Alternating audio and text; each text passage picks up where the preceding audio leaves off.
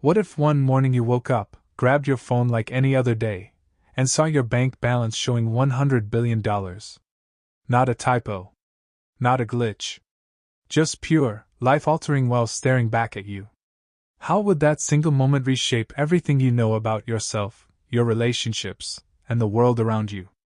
Stick around, because this isn't just another rich guy fantasy.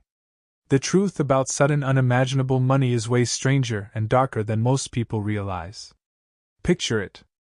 You're brushing your teeth, still half asleep, when the notification hits. Your heart races. You refresh the screen. It's still there. $100 billion. Enough to buy multiple countries, rewrite history, or disappear forever. For most of us, this scenario lives in daydreams during traffic jams or late-night scrolling.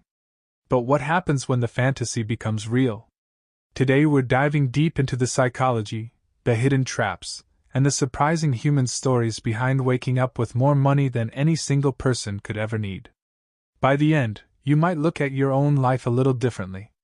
Let's start at the beginning of that first day. The initial shock. Studies on lottery winners show that the first few hours are pure adrenaline. Your brain floods with dopamine. Everything feels possible. You might call your best friend, voice shaking, or just sit there staring at the wall trying to process it. One guy who won a massive Powerball jackpot described it as feeling like the floor dropped out from under him. Not joy at first, but vertigo. Like your entire identity suddenly needs rewriting. But here's where it gets interesting. That initial rush doesn't last. Psychologists call it the hedonic treadmill. No matter how much money you have, your brain resets its baseline happiness pretty quickly. A famous study followed lottery winners and accident victims. After about a year, both groups reported similar levels of daily satisfaction. The winners weren't miserable, but they weren't floating on clouds either. Their biggest problems just got more expensive. Think about that. Your annoying neighbor's complaints become lawsuits. Family gatherings turn into inheritance battles. Now imagine the practical side. What do you even do first? Quit your job? Obviously. But then what? Most people say they travel, buy a dream house, help family. With $100 billion, those choices explode into something unrecognizable. You could buy the entire island of Manhattan if you wanted. Or every Tesla on the planet. Private jets on standby. Superyachts the size of small towns. But after the third mansion and the 10th supercar, the novelty fades faster than you'd expect. Billionaires often talk about this in rare interviews. The thrill of acquisition dies, and you're left with the same human brain, just with better toys. One of the most surprising things about sudden wealth is how it warps time. Days blur. Decisions that used to take minutes now come with teams of lawyers, accountants, and security consultants. You wake up one morning owning sports teams, tech startups, and maybe even a small country's debt. But every purchase comes with strings. Tax authorities circling. Old friends acting weird. Strangers showing up at your gate with business plans and sob stories. Let's talk about the people around you, because this is where things get really complicated. Money doesn't just change you. It changes everyone who knows you. Cousins you haven't spoken to in years suddenly remember your birthday. High school buddies want loans for their genius ideas. Even your partner might start looking at you differently. Trust becomes this fragile, expensive thing. Many ultra-wealthy people end up with tight inner circles of paid professionals because they can't tell who's genuine anymore. It's a lonely kind of paradise. Remember that viral story about the guy who won nearly $300 million in the lottery? He bought cars, houses. Within years, he was broke, divorced, and dealing with constant threats. His family fell apart. People he helped turned resentful. It's not an isolated case. Research from the National Endowment for Financial Education shows that 70% of major lottery winners go broke within 7 years. The pattern repeats across sudden windfalls. Inheritance. Lawsuits. Unexpected tech payouts.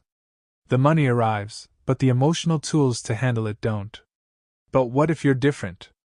What if you approach this $100 billion with a plan? That's the fantasy most of us cling to. You'd be smart, strategic. Maybe set up a foundation to solve real problems. Climate change, disease, education. With that kind of money, you could fund moonshots that governments only dream about. Private space programs, curing rare diseases, building entire cities from scratch. Some of today's billionaires started with far less and changed industries. Think about how one person's fortune created electric cars at scale or connected the world through social media. Your 100 billion could accelerate humanity in ways we can barely imagine. Yet even the smartest plans hit human walls. Look at history. The richest people of their eras often lived lives full of paranoia and isolation. John D. Rockefeller, despite his vast fortune, dealt with constant public hatred and health issues partly triggered by stress. Howard Hughes became a recluse, terrified of germs and betrayal. Modern tech billionaires fly private not just for comfort, but because public life becomes impossible. Bodyguards, NDAs, scrutiny that never sleeps. Here's something that might surprise you. Extreme wealth can actually shrink your world. When anything is possible, fewer things feel meaningful. A psychologist who works with high-net-worth clients told me that many describe a strange emptiness. They've checked every box society sets for success, yet the internal scoreboard stays blank. Relationships feel transactional. Passions that once drove them lose their spark when money removes all resistance. Want to learn guitar? You can hire the best teachers and studio time.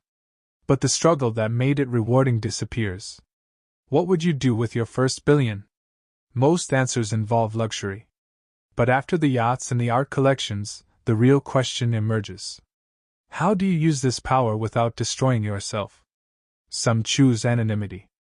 Others dive into politics or activism. A few try to give it all away, only to discover that even philanthropy comes with ego traps and unintended consequences. The Bill and Melinda Gates Foundation has saved millions of lives through vaccines and health initiatives, yet faces criticism from every direction. No amount of money buys universal approval. Let's pause for a second and think about something even wilder. Imagine waking up with that money not in today's world, but throughout history. A Roman emperor suddenly gaining modern-level wealth. A medieval king. An industrial tycoon before regulations existed. The stories get darker. Power without checks leads to excess that destroys empires. Caligula's wild spending and paranoia. The French aristocracy before the Revolution. Sudden wealth has toppled more lives than it has elevated. Back to you, in your normal house on an ordinary morning. The phone is still in your hand. $100 billion. Your mind races through possibilities. Ending world hunger sounds noble until you realize logistics, corruption, and human nature complicate everything. Buying happiness for your family? Studies show that beyond covering basic needs and some comforts, extra money doesn't reliably increase joy.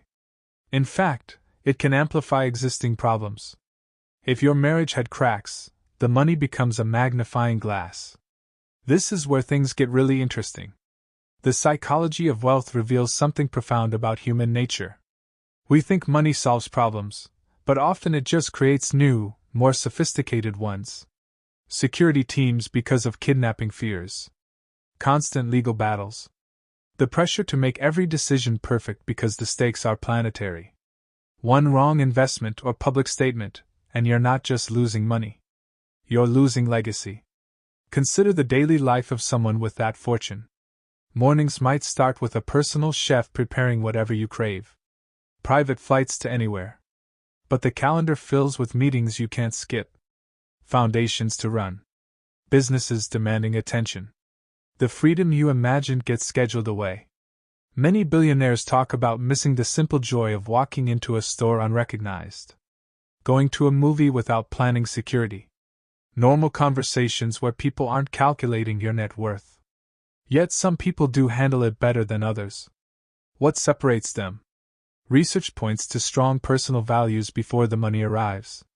Clear boundaries. A sense of purpose beyond accumulation. The ones who thrive often had meaningful lives beforehand. They don't let the wealth define them. Instead, they use it as a tool for the things that already mattered: family, curiosity, making a dent in the universe. But let's get to the part most people don't see coming. The hidden cost that hits hardest. With $100 billion, you gain the ability to control outcomes in ways that feel godlike. Yet you lose the very uncertainty that makes life feel alive. Every experience can be curated. Every discomfort avoided. That removal of struggle, while comfortable, can hollow out meaning.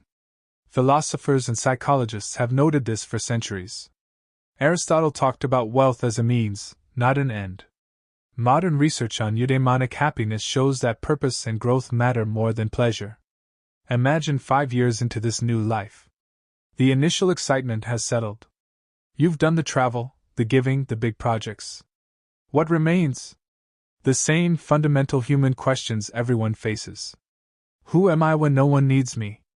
What legacy will outlast the money? How do I connect with people who see me as a bank account first? These aren't problems money solves. They might even intensify.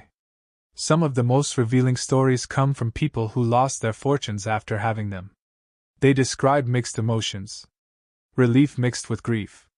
The pressure disappears, but so does the special treatment. Life returns to normal scale, and many discover they actually prefer it. The relationships that survive are the real ones. The habits that stick are the meaningful ones. Here's the climax of this thought experiment. Waking up with $100 billion wouldn't primarily test your financial skills. It would test your character. Your ability to stay grounded when the world tries to lift you into the clouds.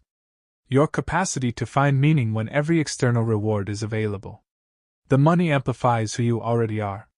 If you're generous, you can change lives. If you're insecure, the fears multiply.